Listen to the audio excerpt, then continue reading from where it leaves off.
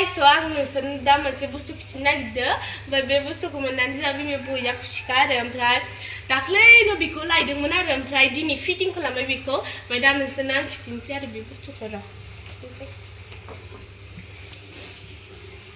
guys बेयो जाहैबाय washing machine ओमफ्राय बेयाव दा दिनै फिटिं खालामनानै बेयाव फार्स्ट टाइम बेयाव माबा मा होनो बेखौ गस्ला सुबाय आरो नै guys दा सुबाय जासिगोनथ' सुदों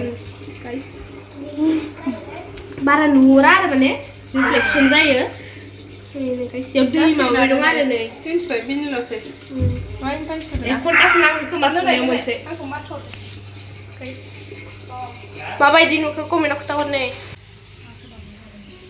मा नों सुना लाबाय थानांसिगोन दे